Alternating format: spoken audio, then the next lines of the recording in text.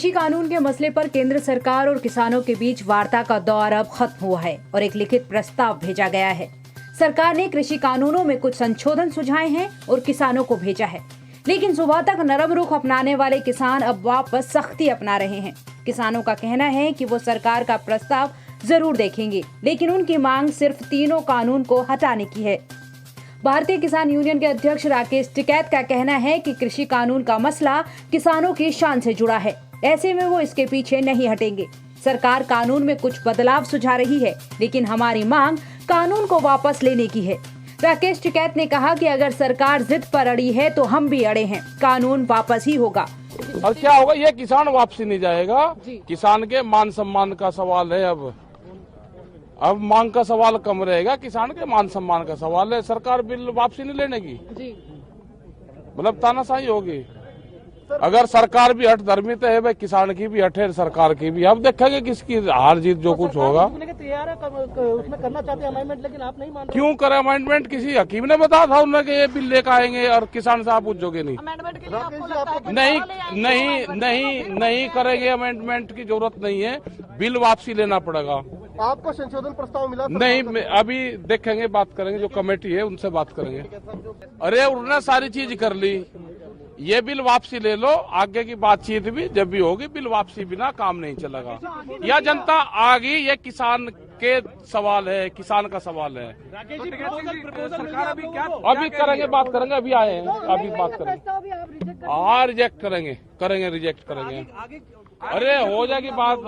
नीति तो है हमारी आगे ना, यहाँ पे नीति है हमारी आगे ना, यहाँ पे किसान मोर्चा होंगे सारे। ये पूरे देश के किसानों का सवाल है सर, अकेलों का नहीं, पूरे देश का सवाल है सर। अभी आगे की क्या रणनीति है? आगे की रणनीति तो है आगे यहाँ पे रणनीति। आपको बता दें कि प्रस्ताव मिलने से पहले राकेश टिकैत ने कहा था कि उन्हें उम्मीद है कि किसानों और सरकार में बात बन जाएगी और प्रस्ताव मिलने के बाद शाम तक कुछ नतीजा निकलेगा। हालांकि अब उनका रुख बदला हुआ दिख रहा है। गौरतलब है कि किसानों और अमित शाह के बीच बीते दिन जो बैठक हुई, उसके बाद उम्मीद जताई जा रही थी कि कुछ नतीजा आखिर निकल जाएगा।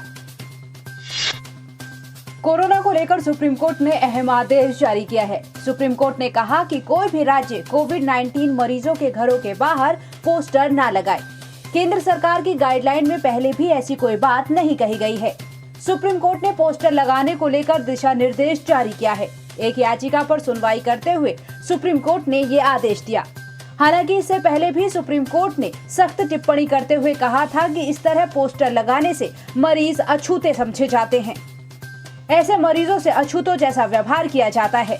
पहली सुनवाई के दौरान सुप्रीम कोर्ट ने याचिका पर गौर करते हुए ये भी कहा था कि उन लोगों की निजता का हनन है जहां पोस्टर लगाए गए हैं। साथ ही पोस्टर लगाए जाने से मरीजों और उनके घर वालों को पड़ोसियों से दिक्कत हो रही है। वहीं सरकार की तरफ से पक्ष रखते हुए सॉलिसिटर जनरल तुषार मेहता ने साफ किया कि केंद्र सरकार ने ऐसा कोई निर्देश नहीं दिया है। पोस्टर लगाए जाने का फैसला राज्य सरकारों का है। उनका मकसद ये है कि मरीज के पड़ोसी या कोई और वहां उस घर में या आसपास जाने से बचे। इस तरह कोरोना से बचा जा सकता है। लेकिन इस पर भी सुप्रीम कोर्ट ने कहा कि जमीनी हकीकत कुछ और है। पोस्टर लगाए जाने से लोग मरीजों को अछूत समझने लगे हैं। कृषि कानून पर किसानों के जारी आंदोलन के बीच केंद्रीय कैबिनेट की बैठक हुई। प्रधानमंत्री नरेंद्र मोदी की अगुवाई में ये बैठक हुई, जिसके बाद केंद्रीय मंत्री प्रकाश जावड़ेकर, रविशंकर प्रसाद और संतोष गंगवार ने कैबिनेट फैसलों की जानकारी दी। केंद्रीय मंत्री रविशंकर प्रसाद के मुताबिक सरकार देश भर में 1 करोड़ डाटा सेंटर खोलेगी। इस योजना को प्रधानमंत्री वाईफाई एक्सेस इंटरफेस नाम दिया गया है, जिसके जरिए देश में वाईफाई की क्रांति लाई जाएगी। इसके तहत सरकार पब्लिक डाटा ऑफिस खोलेगी। इसके लिए किसी लाइसेंस की जरूरत नहीं होगी। किसी भी मौजूदा दुकान को डाटा ऑफिस में बदला जाएगा।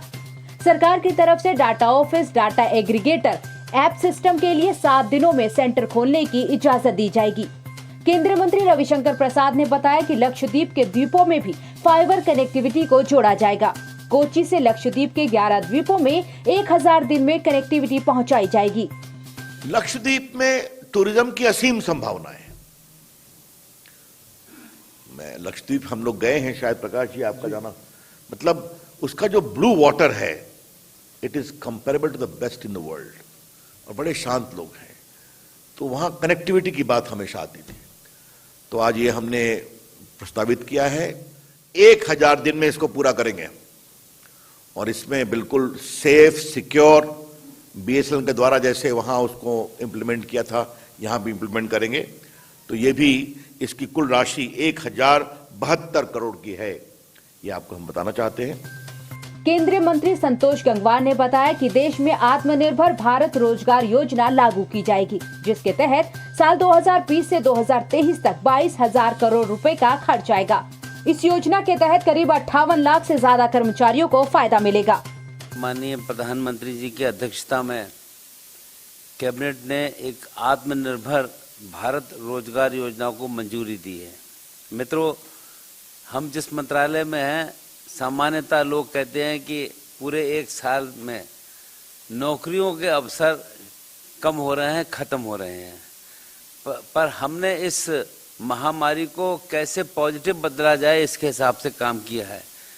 कोविड-19 महामारी के परिप्रेक्ष्य में इस समय आत्मनिर्भर भारत योजना एक तरफ एक नए रोजगार सृजन की ओर आवश्यक प्रोत्साहन दे रही है, वहीं दूसरी तरफ हमने सीधे उद्योगों के रूप में उनको वित्तीय सहायता भी पहुंचाने का काम किया है। इसके अतिरिक्त इस योजना के माध्यम से ज़्यादा से ज़्यादा कर्मचारी सामाजिक सुरक्षा के दायरे में आ पाएं। इस योजना के द्वारा हमने इनफॉर्मल से फॉर्मल इकोनॉमी भी जाने की दिशा में काम किया है। भारत अपनी वैक्सीन निर्माण और उत्पादन क्षमता की एक वानगी दुनिया के सामने पेश कर रहा है। इस कड़ी में दुनिया के करीब 64 देशों के राजदूत और वरिष्ठ राजनयिकों को हैदराबाद ले जाया गया, जहां विदेशी राजनयिकों को कोरोना वैक्सीन बनाने वाली भारत बायोटेक और बायोलॉजिकल ई जैसी देसी कंपनियों को दिखाया गया। इस दौरान राजनयिकों को वैक्सीन पर काम कर रहे वैज्ञानिकों ने अब तक हुई प्रगति के बारे में बताया।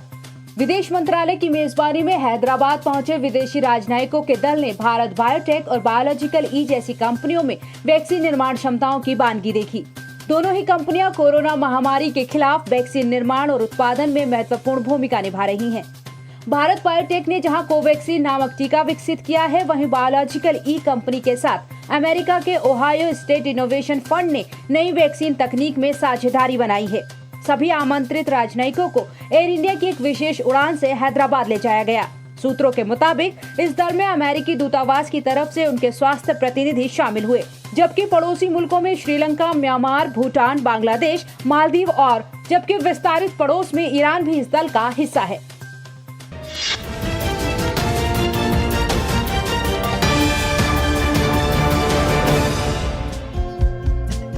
हमारे चैनल को लाइक, शेयर और सब्सक्राइब जरूर करें और नई अपडेट्स के लिए बेल आइकन दबाना ना भूलें।